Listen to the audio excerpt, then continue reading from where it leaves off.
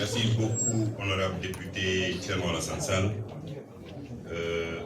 Vraiment, le travail a été très exhaustif.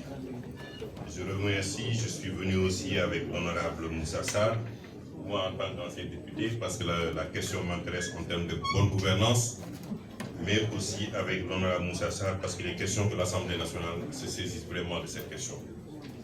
On a vu que depuis plusieurs années maintenant, 3-4 années, l'honorable Thierno Alassane Sall a soulevé cette question qui est un scandale.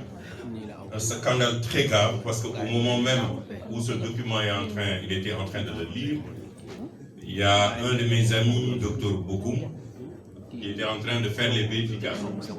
Et apparemment, quand il faisait les vérifications, tout ce que Thierno Alassane Sall a dit actuellement est vérifié. Donc il a fait une comparaison par rapport à la documentation qu'il a eue et je l'ai vu partager dans un groupe en disant que tous les éléments que Thierno Alassane Sall vient de partager aujourd'hui à la presse sont des éléments vérifiés.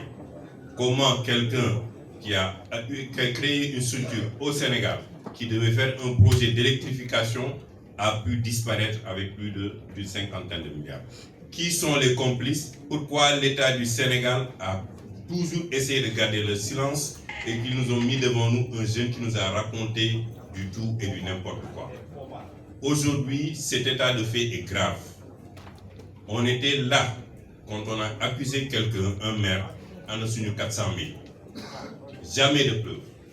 Mais avec l'honorable Thierno Alassane Sall, on a eu des preuves palpables, vérifiées, traçables et avec des références claires avec la justice.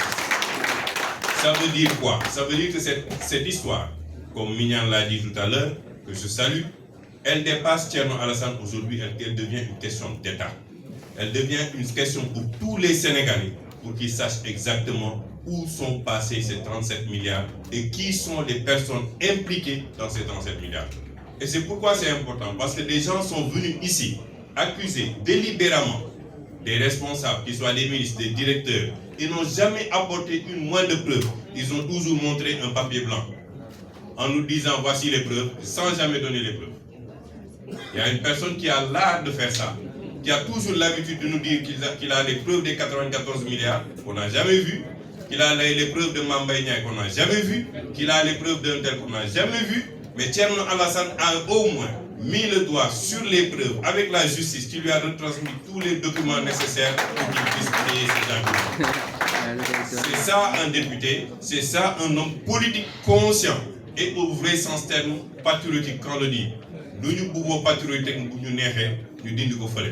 Des gens sont allés à l'arena devant le peuple sénégalais et ils ont dit carrément qu'il n'y avait pas de scandale alors que ce n'est pas vrai. Donc quand un État ment, il ment à son peuple. Et un mensonge, on ne peut qu'aujourd'hui voir la réalité derrière. Il faut identifier ces criminels qui ont détourné plus de 37 milliards du peuple sénégalais, de ces villageois qui souffrent, qui attendaient un projet pour leur donner vraiment de l'espoir d'avoir de l'électricité pour que les enfants puissent étudier, puissent aller à l'école, plus pouvoir disposer d'informations comme tous les enfants de Dakar, de Thiès ou d'ailleurs.